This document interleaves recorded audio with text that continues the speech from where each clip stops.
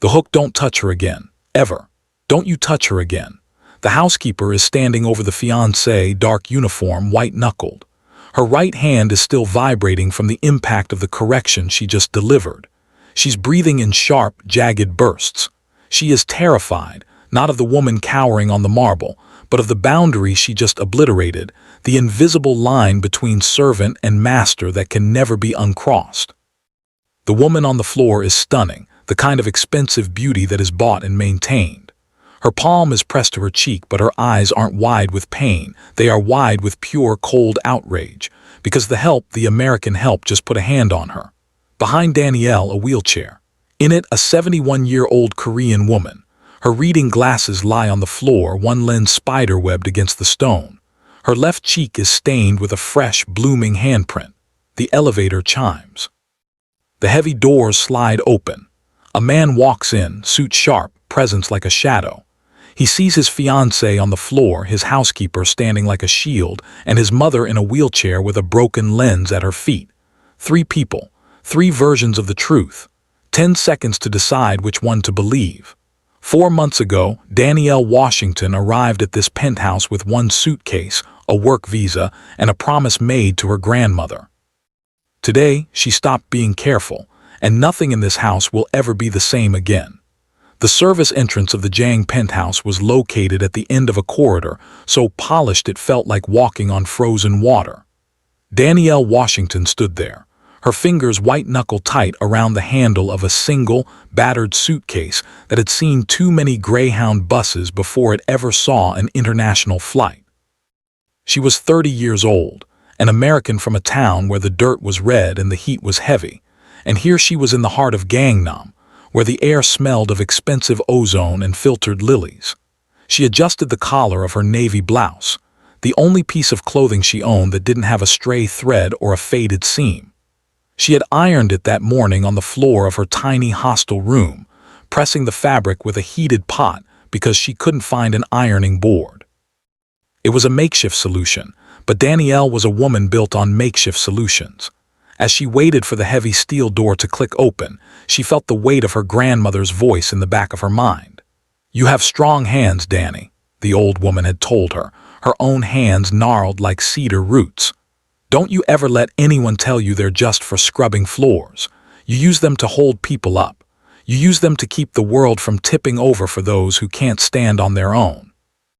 The door hummed, a motorized lock sliding back with a sound that felt like a finality.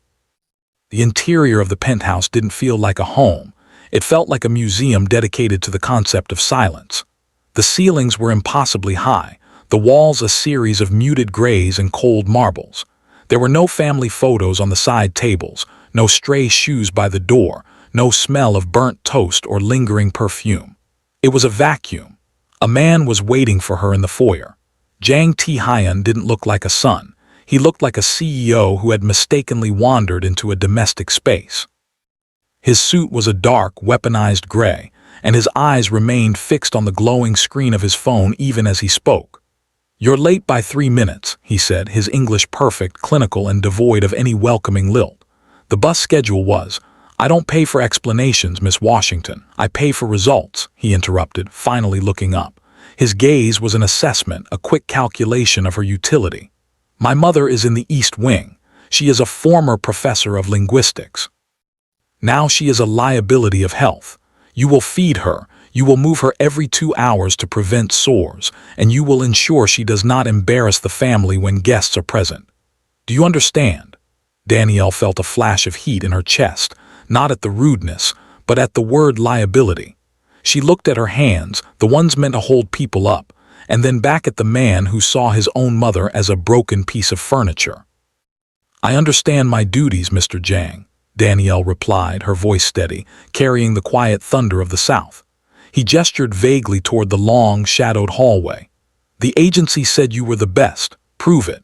If she loses more weight or if I hear her crying, you'll be on a plane back to Georgia before your first paycheck clears." He walked past her without waiting for a response, the scent of his expensive, sterile cologne trailing behind him like an afterthought. Danielle stood alone in the foyer for a moment, the silence of the penthouse pressing in on her ears. She picked up her suitcase, the wheels clicking loudly against the marble as she began the long walk toward the east wing. She didn't know then that this house was a fortress built of secrets. She didn't know about the woman waiting in the shadows of the master bedroom, or the choreographed cruelty that was already being planned. All she knew was that somewhere at the end of this cold, gray hallway was a woman who had been silenced, and Danielle's hands were already beginning to itch for the work of holding her up. The east wing of the penthouse was where the silence grew teeth.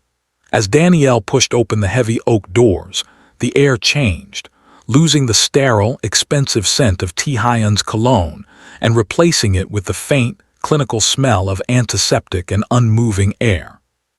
In the center of a room that was far too large for one person sat Oh Kyung-ya.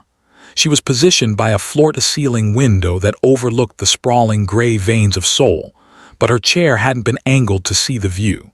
Instead, she was turned toward a shadow-filled corner of the room. At 71, the woman looked like a delicate ink drawing that had been left out in the rain, blurred, faded, and dangerously close to dissolving. Her hands, once capable of gesturing toward chalkboards and flipping through thick academic journals, lay in her lap like broken birds. "Mrs. O," Danielle said softly, her voice echoing against the minimalist walls. "My name is Danielle. I'm here to help you." There was no response. Not a flicker of a gaze, not a twitch of a finger. Kyung-ya remained perfectly still, her spine curved forward as if the weight of the silence in the house had finally snapped her posture. Danielle walked around the chair to face her, and what she saw made her breath hitch. Kyung-ya wasn't just resting, she was retreated. Her eyes were open, but they were fixed on a spot on the floor with a terrifying, hollow intensity. It wasn't the vacant stare of someone who had lost their mind. It was the guarded, vibrating stillness of someone who was hiding inside their own skin. A stack of books sat on a nearby mahogany table, their spines unbroken, coated in a fine layer of dust. Danielle recognized the titles, heavy texts on linguistics and classical literature. These were the remains of the professor, the woman who had once commanded lecture halls and shaped the minds of a generation. Now, those books served as nothing more than a reminder of everything that had been stripped away. "They told me you don't talk much," Danielle whispered, kneeling so she was at eye level with the older woman. "But I think you're just waiting for someone worth talking to." For a split second, the smallest fraction of a heartbeat, Kyung-ya's eyes shifted. It was a microscopic movement, a tiny flare of recognition that died as quickly as it appeared. But it was enough. Danielle saw the intelligence buried under the paralysis, a sharp, academic mind trapped in a biological cage, surrounded by people who treated her like a liability or a ghost. The professor had been compressed. Every year of her life, every accomplishment, every fierce opinion had been squeezed down into this small, fragile shape that didn't dare make a sound.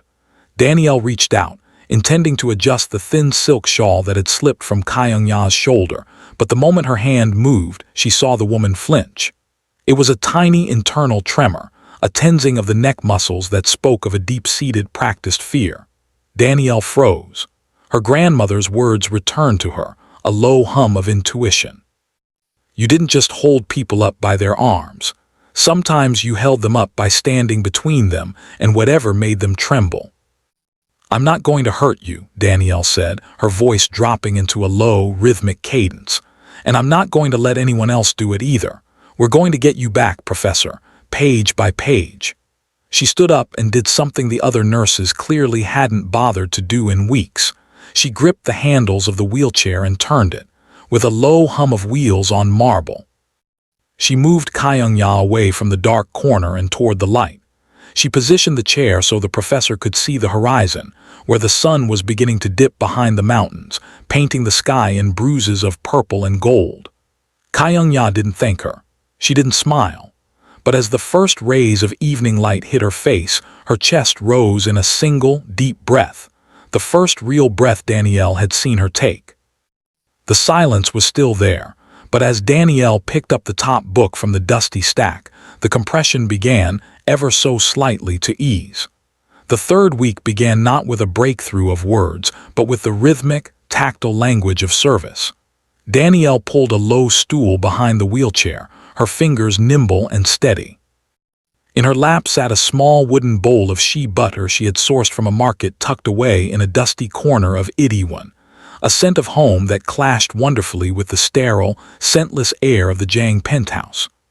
"My grandmother used to say that a woman's history is written in the tension of her scalp," Danielle murmured, her voice a low, melodic anchor in the vast, quiet room.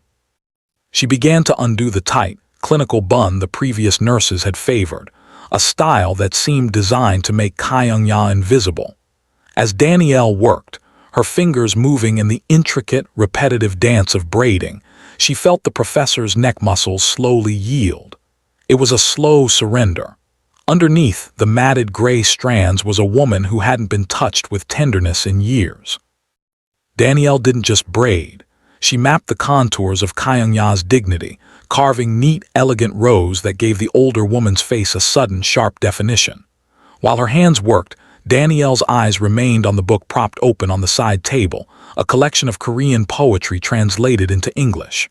"This Yi-sang fellow," Danielle said, deliberately pitching her voice into a tone of skepticism. "He's a bit of a pessimist, isn't he? All these wings that don't fly in rooms with no doors.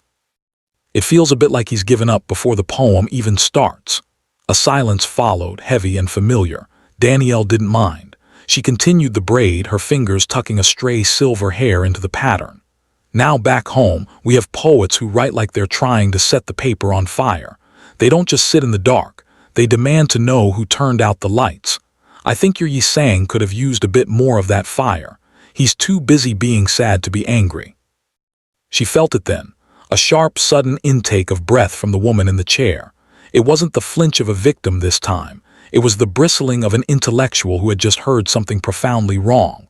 Kyung-ya's right hand, usually a dead weight in her lap, twitched. Her fingers grazed the armrest, the knuckles white.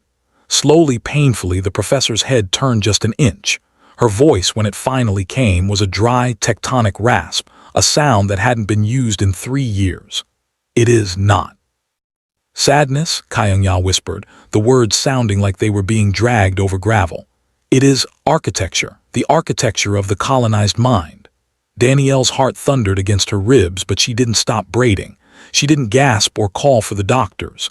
She simply tightened the grip on the current braid and leaned in closer. "Architecture, huh? Looks more like a collapse to me, Professor. A man building a house out of shadows and wondering why he's cold." "Because," Kyung-ya rasped, her eyes narrowing as they found Danielle's reflection in the darkened window pane, "the shadows are the only thing they could not take away." The argument lasted 40 minutes. It was a slow, grueling battle of half-sentences and pointed silences, but by the time Danielle reached the end of the final braid, the professor's eyes were no longer hollow. They were bright, burning with the friction of a disagreeing mind. As Danielle stepped back to admire her work, she saw a woman who looked less like a patient and more like a general. The neat, crown-like braids gave Kyung-ya a regal silhouette, and the spark in her gaze was a warning. "Same time tomorrow, Professor?" Danielle asked, wiping the excess shea butter from her palms. "I've got some thoughts on your Neo-Confucianists that are really going to ruin your afternoon." Kyung-ya didn't smile, but her chin remained lifted, her gaze fixed firmly on the horizon instead of the floor. The compression was breaking. The silence hadn't just been interrupted, it had been challenged. And for the first time since Danielle had entered the penthouse, she realized that holding someone up sometimes meant giving them something to fight against. The transition from the intellectual to the sensory began in the kitchen, a space of cold steel and silent appliances that looked as though they had never been touched by anything as unruly as a spice.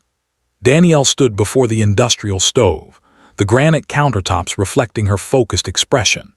She had spent her own money at a small international market, tucked away from the gleaming boutiques of Gangnam, to find the specific, pungent peppers and the long-grain rice that felt like a prayer in her hands. The scent began as a whisper, the sharp, earthy punch of ginger and garlic hitting hot oil, before it swelled into a roar of tomato and Scotch bonnet. It was a defiant aroma, one that crawled under the doors and through the vents of the sterile penthouse, demanding to be recognized. It was the scent of life, of heat, and of a world that didn't care for the Jang family's quietude. When Danielle wheeled Kyung-ya into the small breakfast nook, the professor's nose crinkled.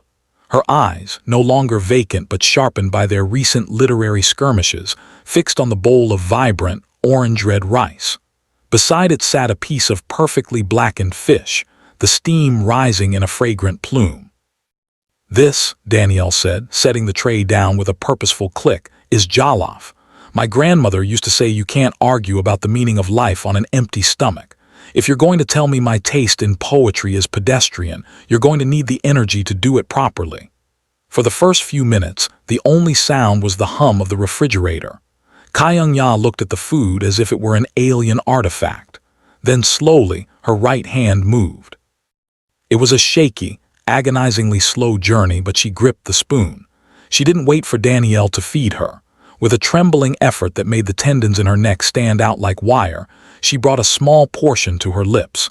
The explosion of flavor seemed to ripple through her entire frame. Kyung-ya's eyes widened, her pupils dilating as the heat of the peppers hit her palate.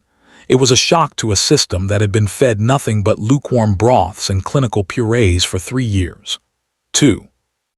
"Hot," Kyung-ya rasped, her voice stronger than it had been the day before. But even as she said it, she was reaching for another spoonful. "It's not heat, Professor. It's character," Danielle countered, leaning against the counter with a satisfied tilt of her head. "Something this house has been missing for a long time."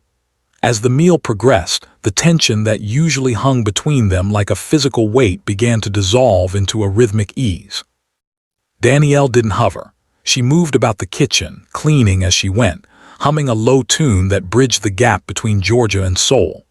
Kyung-ya ate until the bowl was nearly empty, a faint flush of color returning to her sallow cheeks. In that small, sun-drenched nook, they found a tempo that didn't require books or braille. It was the rhythm of a shared meal, of a silence that was no longer a cage but a mutual understanding. The professor wasn't just a patient anymore, and Danielle wasn't just a pair of strong hands. They were two women at a table, carving out a sanctuary in the middle of a fortress. When the last grain of rice was gone, Kyung-ya leaned back, her breathing deep and even. She looked at Danielle, and for the first time the guarded look in her eyes softened into something resembling trust. "Next, Tuesday," Kyung-ya whispered, her gaze lingering on the empty bowl. "Next Tuesday," Danielle promised, taking the tray. "But I'm bringing the habaneros next time. If we're going to fix your spirit, we might as well start a fire." As Danielle walked back to the kitchen, she realized that the scent of the rice hadn't just filled the room, it had anchored Kyung-ya to the present. The scent of truth was simpler than any poem. It was the realization that she was still alive, still capable of hunger, and no longer entirely alone. The warmth of the kitchen was still lingering in the air when the front door chimed, a melodic, expensive sound that seemed to suck the oxygen out of the room. Danielle felt the shift in the penthouse's atmosphere immediately. The comfortable, messy reality of the Jollof Tuesday dissolved, replaced by a sudden, rigid performance of perfection. Shin Haein didn't walk into a room, she staged an entrance. She was dressed in ivory silk that looked like it had never known a wrinkle, her hair a sleek, dark river that fell perfectly over her shoulders. She carried a bouquet of white lilies, flowers that smelled of funerals and high-end lobbies, and a smile that was so symmetrical it felt engineered. "Egu, mother, you look so vibrant today," Haein cooed, her voice a flute-like trill that grated against Danielle's ears. She didn't look at Kyung-ya's eyes. She looked at the new braids Danielle had meticulously crafted. Her smile didn't falter, but her eyes cooled, a flash of predatory annoyance crossing her face at the sight of the professor's regained dignity. Danielle stood by the counter, her hands tucked into her apron, watching the exchange. She saw the way Kyung-ya's posture stiffened, the way the light Danielle had spent weeks coaxing back into the older woman's eyes began to retreat. Haein leaned down, pressing a dry, performative kiss to Kyung-ya's cheek, her movements choreographed for an audience that wasn't there. "The help has been busy, I see," Haein said, finally acknowledging Danielle with a glance that treated her like a piece of slightly interesting wallpaper. "Taehyun mentioned you were unconventional. I hope you aren't overstimulating her." At her age, too much change can be distressing. The professor isn't distressed, Miss Shin. She's engaged, Danielle replied, her voice low and steady. Hayen's smile widened, but it didn't reach her eyes. Of course, how sweet. Later that evening, after Hayen had returned and the house had settled into its evening hush, Danielle went to the laundry room to retrieve a fresh set of linens. The hallway was a maze of shadows, and as she approached the master study, she heard the muffled sound of voices. She stopped, the heavy cotton sheets bundled in her arms. She's getting better, Hayen. Hayen's voice was weary, filtered through the thick oak of the door. She spoke today. Actual sentences. That's exactly what concerns me, darling. Hayen's voice had lost its flute-like lilt. It was now sharp, clinical, and stripped of its sugary coating. She's hallucinating. This American woman is filling her head with nonsense. If she starts claiming she's fit to manage the trust again, the legal team will have a nightmare on their hands. It's better for everyone, especially for her, if we move her to the facility in Jeju. They specialize in late-stage cognitive decline. Jeju, that's 4 hours away. I wouldn't be able to visit. You don't visit now, Hayen. You fulfill a duty. In Jeju, she'll be a patient, not a ghost haunting your penthouse. Once the papers are signed and she's declared incompetent, we can finally focus on our future, without the weight of a liability holding us back. Danielle felt a cold shiver trace the length of her spine. She stepped further into the shadows as the door began to creak open. Through the gap, she saw Hayen leaning against the desk, her face illuminated by the glow of a laptop. The choreographed smile was gone. In its place was the cold, calculating expression of a woman who saw a human being as a hurdle to be cleared. "I'll talk to the doctors tomorrow," Hayen whispered, her hand resting on Hayen's shoulder. "We'll make sure she's moved by the end of the month, before she has a chance to say anything else we might regret." Danielle retreated into the darkness of the laundry room, her heart hammering against her ribs. She looked at her hands, the strong hands her grandmother told her to use to hold people up. For the first time, she realized that holding someone up wasn't just about braiding hair or cooking rice. It was about being the only person standing between a defenseless woman and the people who wanted to erase her. The performance was over. The battle had begun. The following Tuesday, the penthouse was under a different kind of quiet, a heavy, suffocating stillness that felt like a warning. Danielle had spent the morning gathering the ingredients for another meal, her mind replaying the cold calculations she'd overheard in the study. She moved with a sense of urgency, the weight of the Jeju plan pressing against her chest like a physical bruise. When she pushed open the doors to the east wing, she didn't hear the usual scratch of a page turning or the low hum of the television. Instead, the room was bathed in a harsh, clinical light that seemed to drain the color from the walls. She found Kyungya in the far corner. The wheelchair had been turned away from the window, away from the books, and away from the door. The professor was positioned exactly 3 feet from a blank, white wall. She sat perfectly still, her hands resting in her lap like abandoned tools, her gaze fixed on the empty expanse of plaster. It was a scene of calculated sensory deprivation, a psychological timeout designed to break a woman who had spent her life navigating the complex architecture of language. "Professor," Danielle whispered, her voice cracking the silence. There was no response. Kyungya didn't flinch. Her eyes were wide, unblinking, and glazed with a terrifying sort of vacancy. It was the look of someone who had been forced to stare into nothingness for so long that they had started to become part of it. On the floor beside the chair lay Kyungya's reading glasses. They hadn't fallen, they had been placed there just out of reach, the lenses turned toward the dust. Danielle felt a wave of nausea. This wasn't just neglect, it was a strategy. This was the meaner, cruelty Hayen practiced when the cameras weren't watching and the sun was buried in his spreadsheets. It was the systematic erasure of a person's sense of self. By stripping away every book, every view, and every distraction, Hayen was forcing Kyungya's mind to turn inward until it eventually ate itself. It was the fastest way to manufacture the cognitive decline they needed for the legal papers. "How long have you been looking at this wall?" Danielle asked, kneeling beside the chair. She reached out and gently took Kyungya's hand. It was ice cold. Slowly, as if moving through deep water, Kyungya's head turned. The light in her eyes was dim, a guttering candle in a drafty room. She said, "The light hurt my eyes," Kyungya rasped. Her voice was a shadow of the one that had argued about poetry just days before. She said, "I must rest my mind." "She lied," Danielle said, her voice trembling with a rage she struggled to contain. "Your mind doesn't need to rest, Professor. It needs to roar." Danielle didn't just turn the chair. She wheeled Kyungya back to the center of the room, picked up the glasses, and wiped them clean with the hem of her apron. She moved with a sharp, rhythmic intensity, her strong hands shaking as she grabbed the heaviest volume of linguistics from the shelf. As she placed the glasses back on Kyungya's face, Danielle realized the true depth of the battle. Haein wasn't just trying to move a body to Jeju. She was trying to kill the woman inside before the body ever left the building. Every hour spent facing that wall was an hour of Kyungya's life stolen, a deliberate attempt to make her believe she was already a ghost. "We aren't doing the wall anymore," Danielle promised, her grip tightening on the handles of the wheelchair. "From now on, if she wants you to look at nothing, she's going to have to go through me first." Kyungya looked up, her vision clearing behind the lenses. For a moment, the vacancy vanished, replaced by a flicker of the old fire. She reached out, her fingers catching the fabric of Danielle's sleeve, holding on with a sudden, desperate strength. She knew the wall was coming back the moment Danielle left the room, but for now, the light was back and the silence was broken. The opportunity to speak to Tae-hyun came late on a rain-slicked Thursday.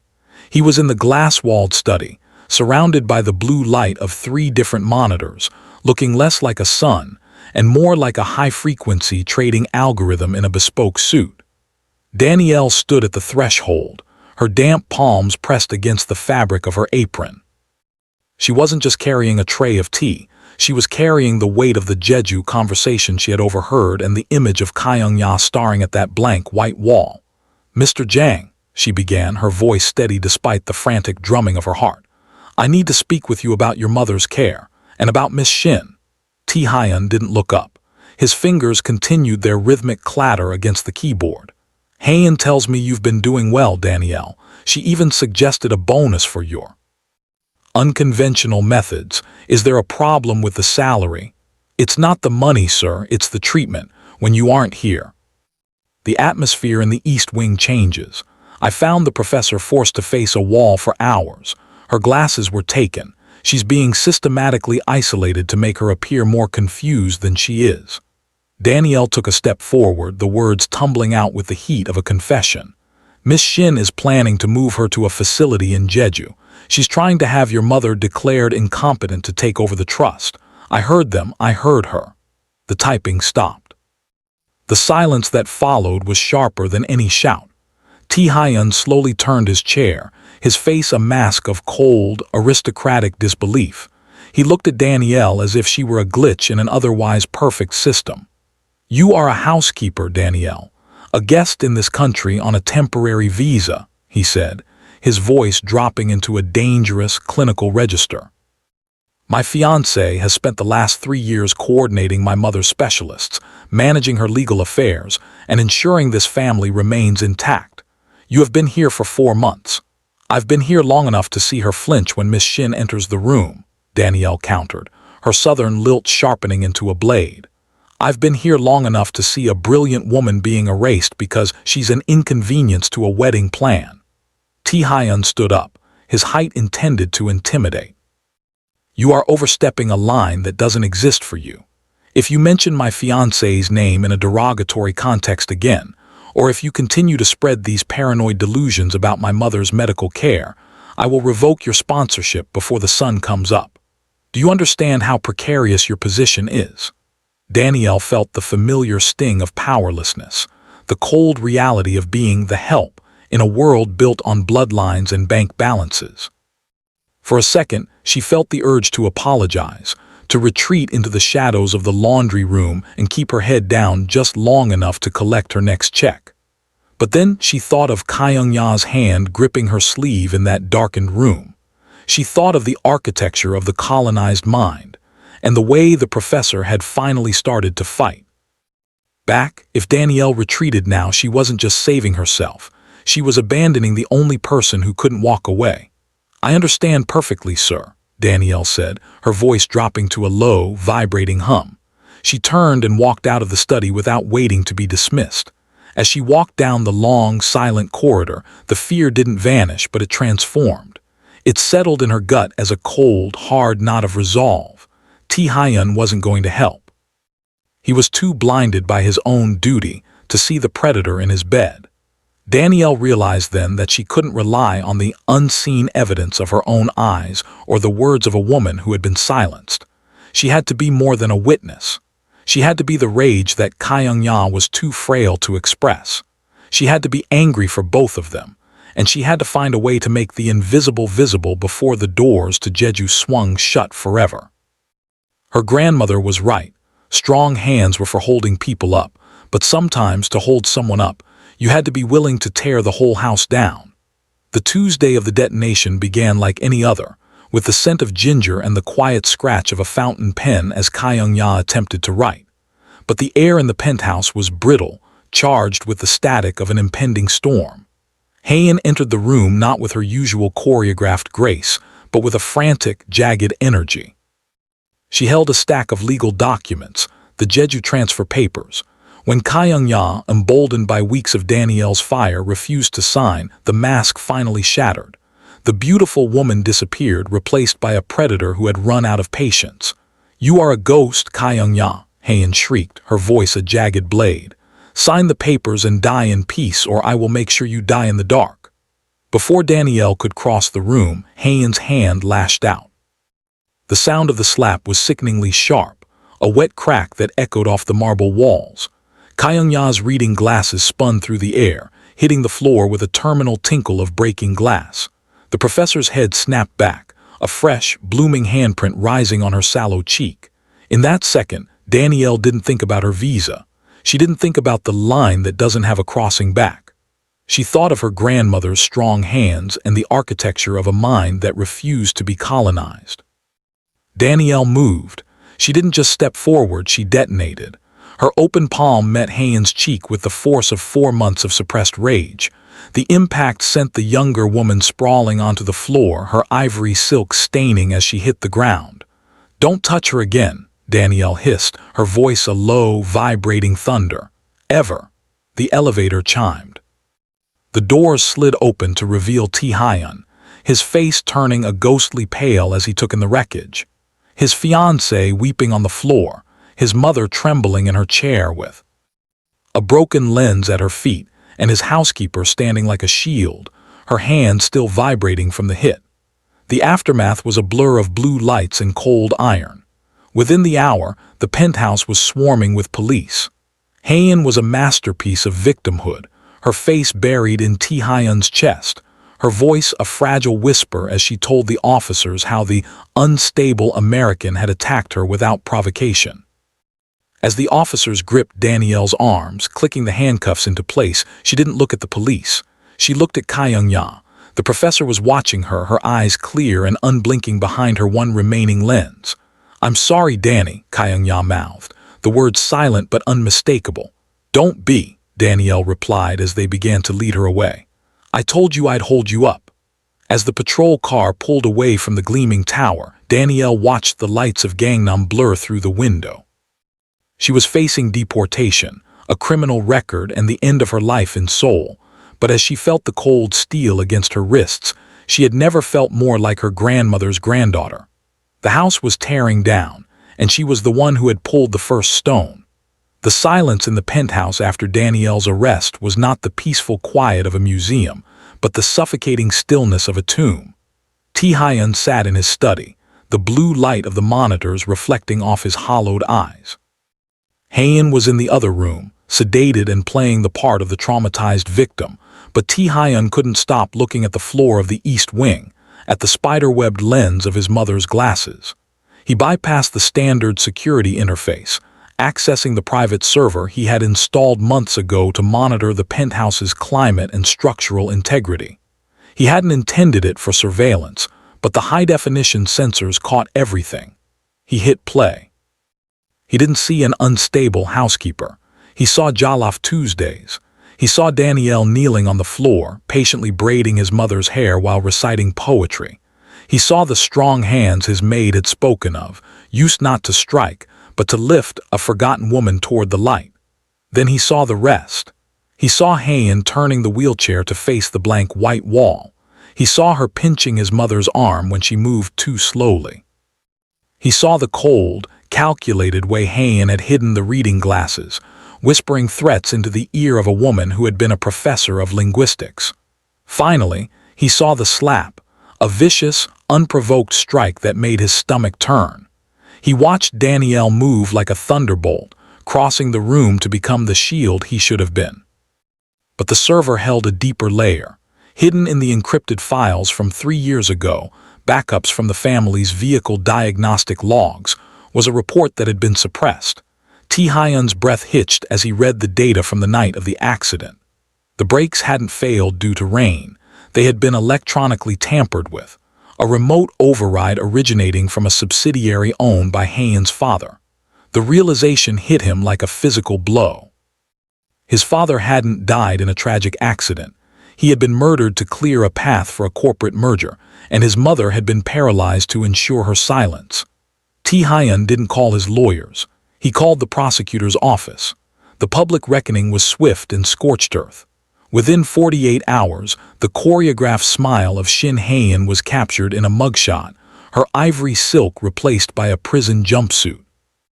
The news of the billionaire's fiancé and the maid who saw the truth dominated every screen in Seoul.